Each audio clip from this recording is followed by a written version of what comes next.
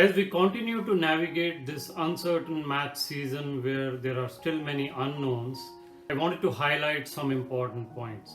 And most of them revolve around the questions that we have received and the discussions we have seen on some of the Facebook groups and social media and Telegram, so on and so forth. Most of the discussions and questions revolve around whether this coming season is a total waste for IMGs, especially those applying for the first time. So rotations have been cancelled, exams have been postponed, and there is uncertainty around the travel.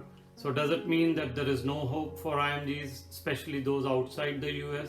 Does it mean that you should not apply, or possibly that you don't really stand a chance? So all these questions we wanted to discuss and give you our perspective.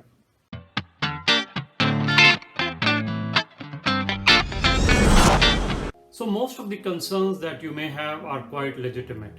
In a normal or a typical interview season or the match season, you will be expected to have very strong, at least 3 months of US clinical experience backed up by the LORs.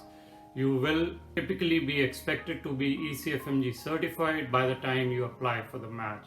And of course, you are expected to go on site for the interviews as the programs invite you. But the keyword here continues to be the normal or the typical season. As we all know, COVID-19 has changed a lot of things around us, including how the programs may assess your application, may invite you for the interview, and finally how they may interview. So this season is not going to be the typical or the normal season that your seniors may have gone through or that you may have seen, experienced in the previous seasons. So the most pressing question we are getting is, should I actually apply for this season or probably wait for the next season, build a good profile, hopefully get more rotations next year? And of course my CS has been postponed, so I don't know whether I should be applying, and therefore I'm going to wait. Another important question is around the travels. So with no visibility on how and when the international travel will resume, is it really worth applying? Even if I get the interviews, what if I'm not able to travel? And finally, the question around the virtual interviews. If the programs go in for video interviews, is this really fair for IMGs? Do we really stand a chance? So all those questions come up and we're going to discuss them one by one. So let's start with what we know for sure, what has already been published and decided. First, the match season timeline has been published. So we know for sure when the programs will access your application. We know the rank order list deadline and the match week. So the match season is going to continue with you or without you. The programs are going to hire PG1 residents. Second, complete applications are always going to be at an advantage. No one is arguing that the completed applications from IMGs, visa seeking or non-visa seeking, will not have an advantage. Yes, for sure, there will always be an advantage. And it's also true that due to the COVID situation, there are restrictions on travel, and in the coming months, we don't know when and how the travel will be allowed. But none of this means that you should not apply or that the next season will be easier than this current season. First, like most IMGs, if you don't have recent US LOR, especially after March, you are in a similar situation to many others. Lack of US clinical experience after March has been a concern. So if you don't have US LORs, especially the more recent ones, you can use home country LOR. And of course, if you have LORs from say previous year, which are US LORs, you can continue to use them. Most programs will understand this and they will realize that you could not get the US clinical experience once the COVID situation started. After all, they are living the same situation as you are firsthand. Then there is a discussion on incomplete application. In our opinion, even if you don't have CS results but you are done with step 1 and CK, you should apply. We are all awaiting clarifications on the CS, but this is a reality that they may not be able to accommodate all the potential applicants when they start in August. The reality is, like many applicants, many programs are also not perfect. Many of them lack resources and they are fighting hard. They need IMGs as much as you need a residency. What this means is this could be a season of compromises. Even in a typical season, we have a lot of students, a lot of Sarthi students who have late CS, who apply without CS, but otherwise the profile is good. They do get interviews. We have had many students who have applied late in December. They got interviews and they matched. So what I'm trying to say is, in this season, you will see more of this. More of late applications, more of incomplete applications. But overall, if you have a good profile, you should be able to get interviews. Like I said, programs need you as much as you need the programs. Another very important fact to note is typically AMGs and IMGs don't compete for the same programs, especially in a specialty like internal medicine. So more or less, it evens out things and you should be okay. Then there is always the visa issue that comes up for discussion every couple of years. You will hear always, including this season, that US is going to clamp down on visas, that you will not get visas for residencies, so on and so forth. But realize that US has identified healthcare as a priority area, and over the years, in the past 20 years or so, you should see that the match rate for visa seeking applicant as well as non-visa seeking IMGs has always increased.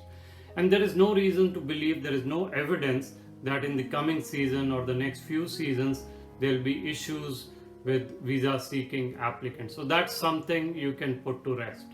Then this also relates to the healthcare needs in this country, in the US. As the recent crisis has shown, there is an increasing need of physicians, and IMG physicians are at the forefront of fighting the COVID-19. They're actually part of the solution, not the problem. IMGs have continued to fill the positions and serve the US, and that will continue. In fact, if you see, there are a lot more programs opening up in primary care focused specialties.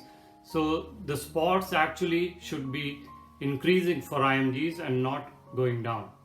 Now let's talk about virtual interviews or video interviews, something that may happen, something that is becoming increasingly a possibility, and the fear of unknown among the IMGs. So first, realize that this is uncertain territory for everyone, including the AMGs. So kind of levels the playing field. It's not that they are used to it. It's not that IMGs are not used to it. Even the programs, many programs have only recently started the virtual interviews. This is post-match, and the new programs that have come up, the new programs that are interviewing now as we speak in April and May off cycle. So they've just started. It's new for everyone. Second, the preparation for the virtual interviews is very similar to how you would actually prepare in the on-site interviews with some differences. In fact, that is something that we've been practicing with our students over the years. All of our mock interviews, classes are done on video, and we prepare them for virtual as well as on-site interviews. So this is nothing that is to be afraid of, that is to be terrified of. In fact, you should think in terms of the positives. If you cannot control anything, learn to live with it and adapt. For example, typically in the interview season on East Coast and Midwest, there are a lot of weather-related challenges, logistics issues.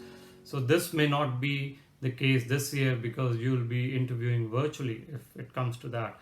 Then of course it saves you a lot of cost, the cost for travel and boarding, lodging for each of the interviews. The associated stress also comes down. And finally, there are always those conflicts. There are overlapping interviews every day for some of you, and you generally in a normal season end up canceling some of those interviews. Now, if there are these remote interviews, you may not need to cancel those interviews because you just need to take out maybe 1 hour on that day, and there will be more flexibility and you possibly can attend more interviews. The last questions we wanted to highlight was, how many programs do I need to apply this season? Should I be applying to 400 programs? And then, how will the number of interviews change during the season if there are these virtual interviews? So, first, there is no evidence to believe that you should be applying to a huge number of programs. Typically, especially in, say, internal medicine, IMGs tend to apply between 125 to 200 programs depending on the profile. There's no reason to believe you will need to apply to substantially more or substantially less number of programs.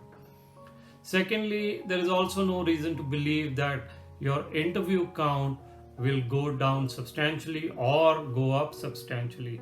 That we will have to wait and see, but we don't think that this is going to happen.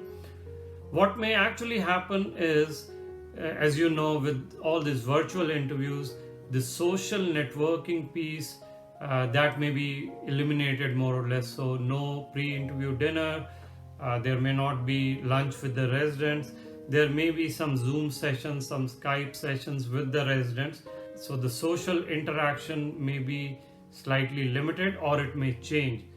But then everyone will adapt to it, and you should also gear yourself in adapting to those changes as soon as we hear more about the virtual interviews. So as I wrap up, let me tell you, the season can be as good and as bad as you make it out to be.